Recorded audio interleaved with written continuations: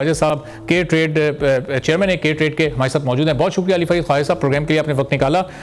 इस वक्त जो औरंगजेब साहब के सामने जो बड़े चैलेंजेस हैं, आईएमएफ से एक इनिशियल ये डील तो हो गई जो कि थर्ड इंस्टॉलमेंट की थी, अनकरीब वो अमाउंट भी पाकिस्तान को मिल जाएगा। इसके बाद अभी पाकिस्तान की इकोनॉमी के लिए आपको कौन कौन से ऐसे इकदाम देख रहे हैं जो कि औरंगजेब साहब को अभी उठाने हैं, प्राइवेटाइजेशन की तरफ जाना है और दीगर मामलात जो कि उनके लिए मुस्तकबिल में मुश्किल हो सकते हैं? जी, आपने बिल्कुल सही कहा कि जब मोहम्मद औरंगजेब ने टेक ओवर किया था एज फाइनेंस मिनिस्टर, उन्होंने बोला था कि उनके दो मेन जो ऑब्जेक्टिव्स हैं वो ये है कि एक तो पहले पिछला आईएमएफ का प्रोग्राम की आखिरी ट्रांच ले ले, जो उन्होंने ले ली, और दूसरा ये कि आईएमएफ के अगले प्रोग्राम से भी हमें एंटर हो जाए और एक लॉन्गर टर्म आईएमएफ प्रोग्राम में जा सके। तो सबसे बड़ा जो इकोनॉमी का चैलेंज जो फेस कर रहे हैं वो वही है कि हमने अभी भी इंटरेस्ट पेमेंट करनी है और हमारा जो डेट है वो ड्यू है, तो उसके लिए पेमेंट के लिए हमें आईएमएफ का प्रोग्राम चाहिए। तो कल उन्होंने अनाउंस किया कि अप्रैल में मुज़ाकरात शुरू हो जाएंगे और by June he is expecting कि हम आईएमएफ का अगला प्रोग्राम भी ले लेंगे। उस प्रोग्राम को मीट करने के लिए जो शराइत है उसके लिए उन्होंने टैक्स भी बढ़ाना होगा, उनको एसओई की प्राइवेटाइजेशन में भी काम करना होगा, सर्कुलर डेट का इशू सॉल्व करना होगा। तो ये तीन चैलेंजेस उनको सॉल्व करने होंगे आईएमएफ के प्रोग्राम को अनलॉक करने के लिए। और उसके साथ साथ जो बड़ा मसला है हमारा महंगाई का, उससे डील करना होगा। साथ साथ हमारे इंटरेस्ट रेट को नीचे लेके आना पड़ेगा। जब तक इंटरेस्ट रेट नीचे नहीं आते, जब तक इकोनॉमी में ग्रोथ नहीं आएगी। सही। और इफ़ साहब, ये ज़ाहिर सर्कुलर डेट को काबू करने के लिए मुस्तकिल हम एनर्जी टैरिफ को बढ़ता हुआ देख रहे हैं, ये रुक नहीं रहा किसी भी जगह पर जाकर। तो अगर हम रीजन के दूसरे ममालिक से या दुनिया के दीगर ममालिक से कंपेयर करें तो गैस की जो इस वक्त पाकिस्तान में कीमत है, क्या दीगर ममालिक के मुकाबले में कम है, कॉम्पिटिटिव है या ज़्यादा है? थोड़ी सी ज़रा इस पर भी रोशनी डालिएगा। जी, आपने सही बोला कि ये कैश 22 है कि हम जब रेट्स बढ़ाते हैं एनर्जी के, गैस के, पेट्रोल के, तो उसकी वजह से थेफ्ट और ज़्यादा बढ़ जाती है, तो सर्कुलर डेट का मसला और बड़ा हो जाता है। तो इट्स अ सर्कुलर, इसीलिए इसको सर्कुलर डेट कहते हैं कि सर्कुलर प्रॉब्लम है। इसका सोल्यूशन जो आसान सोल्यूशन था वो वही है कि अगर हम ईरान से जो गैस पाइपलाइन की बातचीत थी कि हम ईरान से सस्ते कीमत पे गैस ले लें, तो उससे वो हमारे प्रॉब्लम बड़ी जल्दी सॉल्व हो सकते थे। मगर कल यही खबर आई है कि यूएस ने उस पर अप्रूवल नहीं दी और अपने खदशात का ही जाहिर किया है कि उन्होंने यही कहा है कि अगर आप ईरान से गैस लेते हैं तो आपको सैंक्शन लग सकती है। So that's a problem which we have. उसके अलावा जो लॉन्गर टर्म सोल्यूशन है वो यही है कि हम डिस्ट्रीब्यूशन में जो लॉसेज है उसको इम्प्रूव करें, तो डिस्ट्रीब्यूशन में इन्वेस्टमेंट की ज़रूरत है, थेफ्ट को कम करें और चीपर सोर्सेज ऑफ एनर्जी की तरफ जाएं, हाइडल पावर की तरफ जाएं। मगर all of though the long term solution, there is no, unfortunately there is no short term fix for the circular debt and energy problem. सही। और अली फरीद साहब, इसमें नई डिस्कवरीज कितने इंपॉर्टेंट हैं? हमने पिछले 8 माह में 9 माह में काफ़ी सारी नई डिस्कवरीज होती देखी, लेकिन वो बहुत छोटी छोटी डिस्कवरीज थी। कोई ऐसी बड़ी डिस्कवरी क्या एक्सपेक्टेड है? क्या कोई रिसर्च ऐसी चल रही हो कि उससे फिर ये मसले को हल किया जा सके, किसी हद तक पाकिस्तान की गैस प्रॉब्लम सॉर्ट आउट हो सके? आपने सही पॉइंट किया, मैं मिस कर गया था अपने कमेंट में कि नई डिस्कवरी भी एक सोल्यूशन है, मगर वो भी लॉन्ग टर्म सोल्यूशन है। हमने देखा कि पिछले कुछ महीनों से मारी पेट्रोलियम की डिस्कवरीज हो रही है। छोटी डिस्कवरीज है मगर रेगुलर डिस्कवरीज है। ओजीडीसी की आज एक डिस्कवरी की खबर आई थी, मगर डिस्कवरी करने के लिए आपको इन्वेस्टमेंट करनी पड़ती है। और पिछले कुछ सालों से इस सर्कुलर डेट की वजह से ही जो हमारी दो major oil and gas companies है, उन्होंने ज़्यादा इन्वेस्टमेंट नहीं की इन फाइंडिंग न्यू रिजर्व्स। तो मगर मारी petroleum is one company which has been doing it. This is also long term fix. Short term में तो जैकपॉट ही लग सकता है, मगर लॉन्ग टर्म इसमें this is one of the ways of solving the problem। सही। और ज़ाहिर एनर्जी सेक्टर के बाद जो पाकिस्तान में टैक्स कलेक्शन, तो हम देखते हैं कि टैक्स भी एक बड़ा इशू है। टैक्स कलेक्शन बढ़ रही है, टैक्स नेट नहीं बढ़ रहा। इसको बढ़ाने का क्या तरीका हो सकता है? हम पिछली गवर्नमेंट्स में भी रिफॉर्म्स प्रोग्राम की बातें सुन चुके हैं, लेकिन इम्प्लीमेंटेशन बड़ा मुश्किल होता है पाकिस्तान के इस सियासी कल्चर में रहते हुए।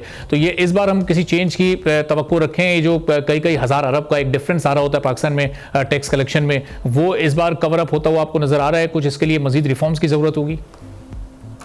जी, मैं तो ऑप्टिमिस्टिक हूँ। मैं ऑप्टिमिस्टिक इसलिए हूँ क्योंकि हमने एक कॉन्वर्सेशन ऑल्दो इस बात पे स्टार्ट की कि फाइनेंस मिनिस्टर मोहम्मद औरंगजेब को क्या करना पड़ेगा, मगर मुझे लगता है कि जो पूरी टीम है उनके साथ, prime minister, investment minister, SIFC, they're all on one page and they all recognize and realize कि हमने टैक्स कलेक्शन पाकिस्तान का इंक्रीज करना जरूरी है. There's no other way around it. तो कल उन्होंने मोहम्मद औरंगजेब ने बोला है कि tax as a percentage of GDP 15% तक लेके जाना है. इस वक्त 10% है और कई सालों से पाकिस्तान का टैक्स टू जीडीपी 10% से नहीं बढ़ा. तो उन्होंने कहा कि 15% पे लेके जाना है. उन्होंने ये भी बोला है कि डिजिटलाइजेशन, एफबीआर को डिजिटलाइज किया जाएगा.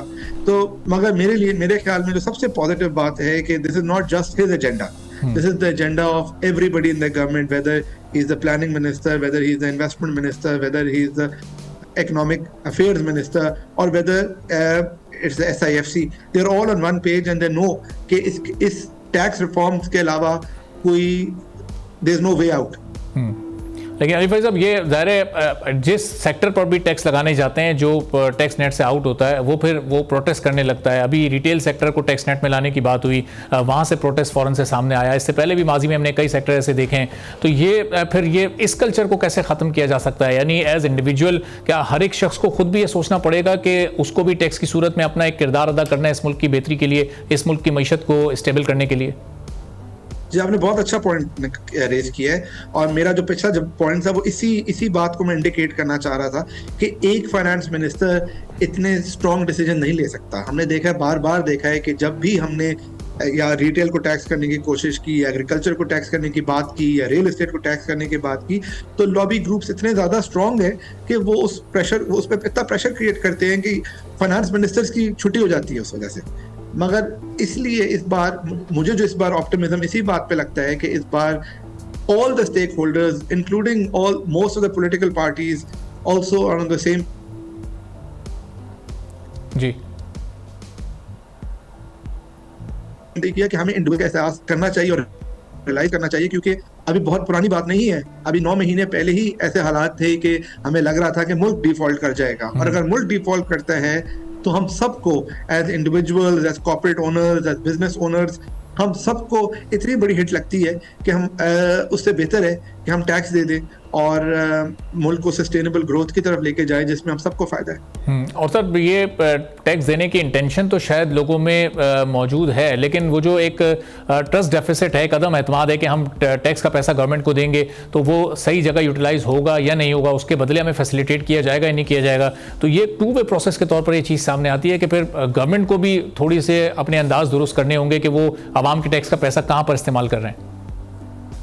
जी, बिल्कुल, ये बार-बार बिल्कुल आपका पॉइंट बिल्कुल दुरुस्त है कि everybody needs to be accountable, whether he is a prime minister or whether he is a finance minister, whether it's an individual, whether it's a business owner. All of them need to be accountable and need to be in the same direction. इसलिए ये मैं वही बार-बार कह रहा हूँ कि एक बंदे का प्रॉब्लम नहीं है. इसलिए फेलियर पे भी हम ये नहीं कह सकते कि यार देखिए इस मिनिस्टर ने नहीं किया और उस मिनिस्टर ने कर दिया, क्योंकि all of us as a nation have to come together. और मैं इस बात पे एम्फेसाइज भी करना चाहता हूँ कि मेरा नहीं ख्याल कि हमें आम आदमी जो है ना वो तो टैक्स देता है, वो जब चीज़ें खरीदता है उस पर टैक्स देता है, जो सैलरी क्लास है वो भी टैक्स देता है. तो ये कहना कि आम आदमी जो है वो ट्रस्ट नहीं करता हुकूमत को इसलिए टैक्स नहीं देता, मेरा नहीं ख्याल कि आम आदमी का मसला है. ये आम आदमी का मसला नहीं है, ये बड़े पावरफुल लोगों का मसला है, एलीट का ही मसला है. जो लार्ज रियल एस्टेट ओनर्स है, जो एग्रीकल्चर लैंड ओनर्स है, जो लार्ज रिटेल ग्रुप्स है, ये उन्हीं का ही मसला है. और दे नीड टू रियलाइज के अगर वो पाकिस्तान अगर टैक्स नहीं कलेक्शन नहीं बढ़ती तो हम IMF के कभी चुंगल से नहीं निकलेंगे, और अगर IMF के उससे नहीं बाहर निकलते तो इकॉनमी कभी ग्रो नहीं करेगी, और अगर ग्रोथ नहीं होगी तो हमें ही नुकसान है, एज बिजनेस ओनर्स नुकसान है. ठीक है. और अली भाई साहब, अभी ज़ाहिर है रमज़ान का मुबारक महीना है और इस वक्त भी पाकिस्तान में महंगाई अपने उरूज पर है. रमज़ान से पहले भी लोग परेशान थे. अभी इस हुकूमत के इनिशियल डेज़ हैं, फाइनेंस मिनिस्टर के भी इनिशियल डेज़ हैं. क्या आने वाले बजट में कोई ऐसा स्पेस, कोई गुंजाइश आप आवाम के लिए निकलती देख रहे हैं कि कम से कम ये महंगाई का मसला थोड़ा सा हल हो सके? नंबर्स, फिगर्स की हद तक तो वो कमी आ रही है, वो 29 से नीचे आकर वो 23% हो गया है, लेकिन ऐसा लग रहा है कि एक आम आदमी पर जो बोझ पड़ा हुआ है उसमें कोई कमी नहीं आ पा रही है. जी देखिए, अगर एग्रीकल्चर साइड पे देखें तो हमारी इस बार वीट की बम्पर क्रॉप हो रही है, तो उसकी वजह से कम जो फूड इन्फ्लेशन है जो कि आम आदमी को सबसे ज़्यादा हर्ट करती है, उस पर तो कम से कम मुझे होप है कि उसमें बेहतरी होगी. फार्म इनकम की वजह से हमारे जो रूरल इकोनॉमी के अंदर जो पैसा है वो भी ज़्यादा होगा, जिसकी वजह से एटलीस्ट रूरल इकोनॉमी के अंदर लोगों के हालात बेहतर होंगे, उनकी परचेजिंग पावर बेहतर होगी. अर्बन शहरों में मसला फिर भी रहेगा, और इसलिए इकोनॉमी का ग्रो करना बड़ा जरूरी है। तो और वो एक साइकिल है, फाइनेंस मिनिस्टर ने कहा है कि वो एक्सपेक्ट कर रहे हैं